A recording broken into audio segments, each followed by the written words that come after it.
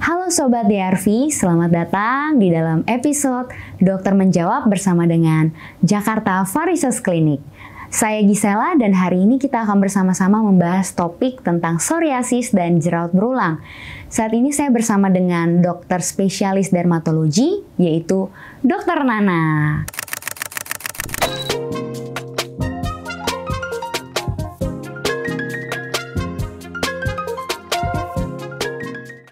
Selamat pagi Dokter Nana. Selamat pagi Gisela. Apa kabar dok? Baik, gimana kabarnya Gisela? Puji Tuhan baik. Saat ini kita akan bersama-sama membahas psoriasis dan jerawat berulang nih dok. Nah, apa sih dok sebenarnya yang disebut dengan psoriasis itu? Pertanyaan bagus nih Gisela, mungkin teman-teman banyak juga yang belum tahu ya. Jadi sebenarnya psoriasis itu kita cukup banyak temukan sih di praktek. Karena ini biasanya pasien datang dengan tanda-tanda peradangan kronis terutama pada kulit. Biasanya lesinya berupa bercak kemerahan yang bersisik dan pasien biasanya mengeluh gatal sekali sehingga sangat terganggu. Seperti itu Gisela. Baik, kira-kira nih dok, untuk gejalanya tuh apa aja sih dok? Nah, biasanya sebenarnya psoriasis ini bentuknya banyak ya Gisela. Jadi dia bisa menyerang ke kulit kepala, bisa menyerang ke sendi. Tapi memang yang paling banyak itu adalah menyerang ke kulit. Biasanya gambaran di kulitnya itu berupa bercak kemerahan disertai sisik tebal yang cukup gatal. Nah, ada daerah-daerah tertentu yang biasanya suka terkena psoriasis, yaitu pada siku, kemudian pada lutut, pada badan, dan juga kulit kepala. Oke, kalau tadi gejalanya, sekarang aku mau nanya nih dok, kira-kira penyebab utama psoriasis itu sendiri apa aja ya dok? Baik, memang sih kalau untuk penyebab utama psoriasis sampai sekarang itu belum diketahui pasti. Tapi memang faktor genetik itu berperan cukup penting pada penyakit ini.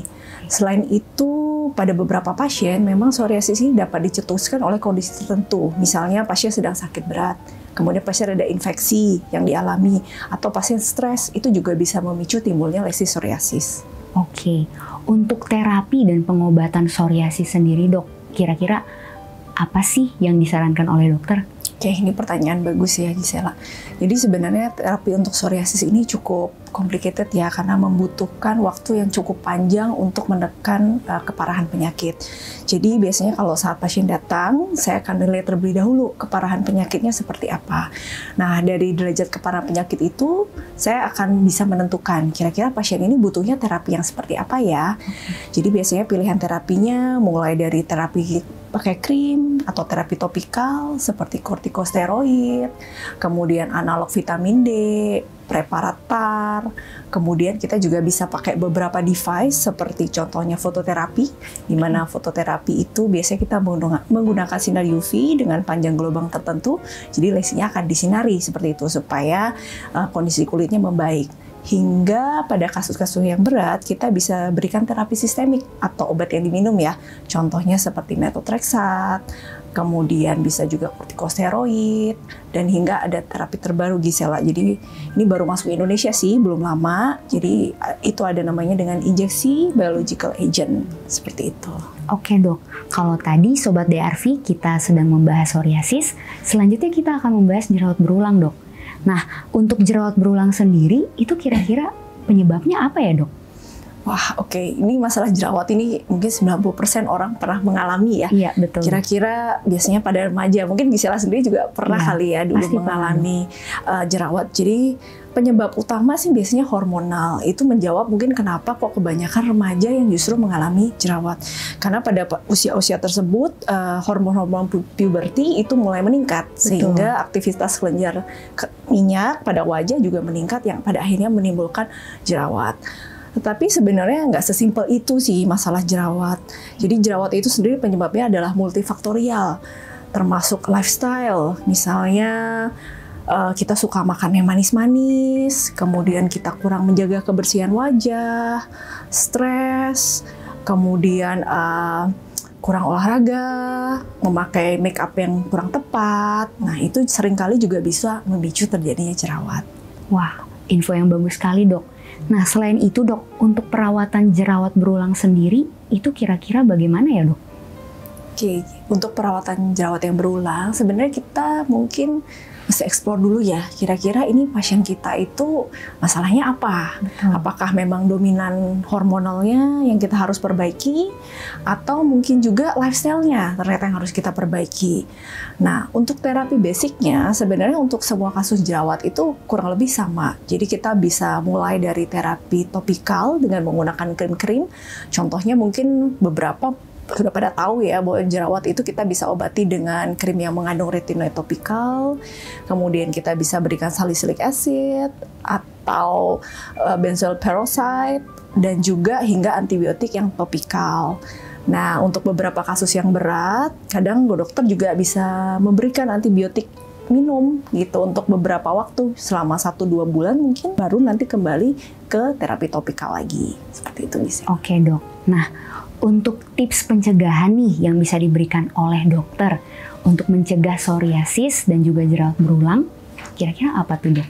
Oke, mungkin kita mulai dari psoriasis dulu ya, topik kita yang pertama. Jadi kalau psoriasis itu yang paling susah bagi pasien itu adalah karena ini kan progresnya perjalanan penyakitnya tuh naik turun ya. Jadi kadang kambuh, kadang flare. Jadi terkadang orang itu cenderung kayak putus asa gitu. Jadi mereka itu tidak tekun dalam menjalankan pengobatan. Memang yang paling penting adalah keteraturan dalam menjalankan pengobatan. Kemudian yang kedua, karena tadi penyakit psoriasis ini ditandai dengan bercak yang bersisik, tentunya menjaga hidrasi kulit itu sangatlah penting. Jadi memang saya selalu info ke pasien untuk rajin merawat kulitnya dengan menggunakan pelembab yang tepat, sesuai dan teratur. Nah, yang terakhir adalah mungkin menghindari faktor-faktor pencetus yang tadi sudah saya sempat sebutkan ya, Gisela. Mulai dari stres, kemudian merokok, kemudian menghindari obat-obatan yang bisa mencetuskan terjadinya psoriasis, sampai menjaga daya tahan tubuh karena infeksi pada akhirnya juga dapat memperberat terjadinya psoriasis. Oke, mungkin untuk yang kedua nih, jerawat kita masuk ya. Tadi pencegahannya apa? Sebenarnya untuk jerawat tuh cukup simpel. Jadi kita pertama harus menjalankan perawatan kulit dasar dulu. Ini kadang yang paling susah sebenarnya, karena orang tuh pengennya diobatin terus langsung sembuh, tapi yang simpel-simpel tuh kayak masa sih bisa ngilangin gitu kan. Misalnya dari kebiasaan dulu nih, kita cuci wajah sehari 2 kali aja cukup. Ada orang yang malah over cleansing, terlalu berlebihan dalam mencuci wajah, itu malah bisa memicu terjadinya jerawat karena terjadi iritasi. Kemudian yang kedua, kalau kita perlu menggunakan moisturizer, kita bisa memakai moisturizer. Kemudian yang ketiga, tentu pemberian terapi akne yang sesuai dan penggunanya harus teratur dan telaten. Dan yang keempat, ini sebenarnya paling susah karena merubah lifestyle. Oke, misalnya kita benar-benar harus hidup sehat, kita menghindari merokok, kemudian menghindari diet-diet yang tadi sudah disebutkan memicu jerawat. Sering orang bertanya, masa sih ada hubungannya tuh makanan dengan jerawat? Pada penelitian memang ada hubungannya. Jadi jerawat itu bisa meningkat atau bisa tambah parah kalau kita makan makanan yang tinggi gula, karena itu akan memicu kelenjar minyak, dan tentunya adalah makanan yang berminyak juga, goreng-gorengan, itu semua yang enak-enak tuh kita mesti hindari. Tentunya kita harus healthy lifestyle lah ya dijalankan, seperti itu Gisela. Nah, Sobat DRV, itu tadi penjelasan dari Dr. Nana mengenai psoriasis dan jerawat berulang. Terima kasih Dr. Nana sekali lagi sudah datang ke sini dan menjelaskan kepada Sobat DRV nih tentang psoriasis dan jerawat berulang. Sobat DRV, sampai berjumpa lagi dalam episode Dokter Menjawab bersama Jakarta Varisas Clinic.